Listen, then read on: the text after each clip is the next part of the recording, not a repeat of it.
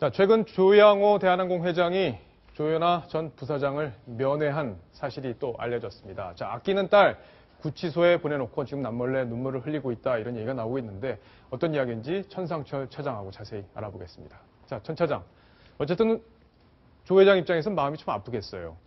그렇습니다. 뭐 가장 좋아하는 딸이라고 알려져 있죠. 예. 저도 딸, 아들을 이렇게 두고 있지만 제가 첫째라서 그런지 첫째 딸에 대한 기대도 많고 예. 또 애정도 남다른 것 같습니다. 그래서 조양호 회장의 마음을 뭐 조금은 이해할 수 있을 것 같긴 한데 일단 그 남부 구치소 면회를 갔답니다. 일반 예. 면회를 가서요. 10분 동안 만나서 책도 좀 읽고 수영을 좀 해라. 이렇게 책을 읽고 마음을 좀 수양해라. 예. 이렇게 자기 수양의 기회로 삼도록 해라.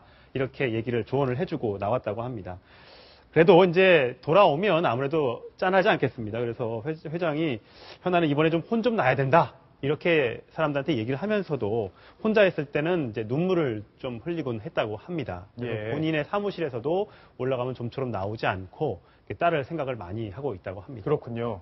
자, 지금 조양호 회장이 뭐 14년 만에 법정에 또 선다고 하던데, 뭐 이번엔 증인으로 서는 건데, 이유가 뭔가요?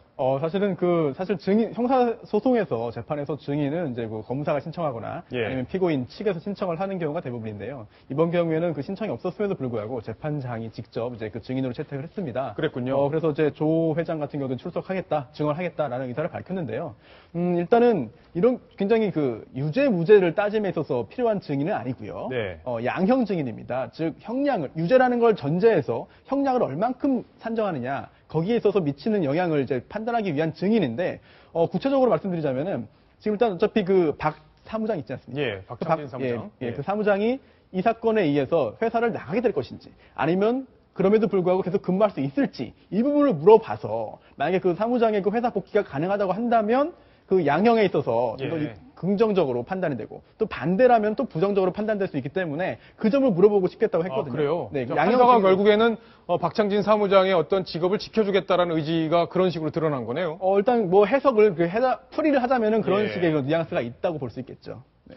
자, 그러면 만약에 조양호 회장이 증인으로 나서서 좀 증인으로 나가는 과정에 또 뭐 카메라도 많이 갈고 뭐 그러면 또 사과해야 되고 이런 과정이 있을 텐데 여론에 어떤 영향을 좀 줄까요? 어떻습니까? 사실은 증인으로 채택됨으로써 이제 선뜻 나가겠다고 하고 또 나서서 증언을 하면서 사무장에 대해서는 전혀 부정적인 그런 불리한 그 조치를 취하지 않겠다라는 것을 공식적으로 언급을 한다면 글쎄요 그 재판장 입장에서는 유리하게 형량을 낮추는 쪽으로 이제 고려를 할 그런 것으로 예상되는데 그렇다고 한다면은 재판에 있어서는 물론 그렇게 적용하는 것이 맞겠지만 글쎄요 국민 정서상으로는 아니 잘못한 거 없는 사람을 당연히 회사에 남겨두는 건 당연한 건데 그걸 가지고 형량을 유리하게 해주는 게 말이 되느냐 이런 반발도 나올 수 있기 때문에 재판장께서 증언 내용을 좀 보고 곰곰이 살펴서 현명한 판단을 할 것으로 생각됩니다.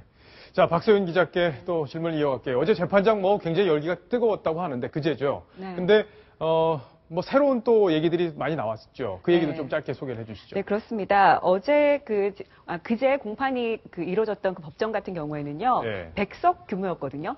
그런데 사람이 너무 많이 몰리니까 이 법원에서요, 그 재판 3시간, 공판 3시간 전에 번호표까지 발부를 했습니다. 번호표를요? 네. 번호표를 발부를 한 건데요. 이 법원 관계자가요, 이런 말까지 했습니다. 5년 넘게 근무를 했는데 번호표를 배부한 적은 처음이다. 2시 반 재판인데 오전 9시에 온 사람도 있다. 이렇게 얘기를 했습니다. 자, 번호표 순식간에 다 나눠줬고요. 번호표를 받지 못한 기자들이나 방청객들은요. 결국 재판정에 서 있었습니다. 그런데 이 서 있을 공간도 굉장히 부족했습니다. 그 정도로 사람이 많았고요. 결국 이 계속 개정 후에도 사람들이 몰려드니까요. 재판 시작하고 기다려서 한 1시간 40분 만에 들어온 사람들도 있었습니다. 결국에 사람이 너무 많으니까요. 재판정이 너무 더웠어요. 그래서 결국에는 한겨울 인데 냉방기까지 틀었다고 합니다. 열기가 대단했군요. 자, 1등석 승객, 같이 있었던 1등석 승객. 어제 저희가 문자 내용을 일부 소개해드렸는데 일부가 아니라 전체 내용이 공개가 됐어요. 이거 처음 나온 얘기인데 자, 이것도 소개를 해주시죠. 네, 그 공판에서 검찰이 공개한 내용입니다.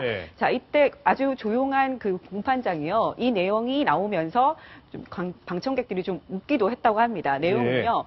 그 1등석 승객이 친구에게 보낸 문자 내용인데요. 자, 조현아 전 부사장의 행동을 보고 이렇게 보냈습니다. 미쳤나봐. 어떻게? 비행기 출발 안 했는데 뒤에 미친 X야 이렇게 얘기를 했고요. 예. 승무원한테 뭐 달라고 했는데 안 줬나 봐. 계속 소리 지르고 사무장이 와서 완전 난리다. 헐 내리래. 무조건 내리래. 사무장 짐 들고 내리래. 이렇게 예. 상황을 아주 생생하게 묘사를 했습니다. 또 있네요. 뿐만이 아니고요. 예. 비행기가 회항하는 것까지 지금 얘기를 하고 있는데요. 자, 비행기 붙인다. 내가 보기엔 그리 큰 잘못 아닌 것 같은데 이런 경우 처음 본다. 도대체 저 여자 때문에 몇 사람이 피해를 보는 거냐라고 아주 생생하게 얘기를 했습니다. 이 그러네요. 부분을, 예. 자, 몇 사람이 피해를 보는 거예요? 정말 200여 명의 승객이 다 피해를 봤죠. 그거에 대해서 대한항공 정말 진심으로 미안한 마음을 가졌으면 하는 그런 생각입니다.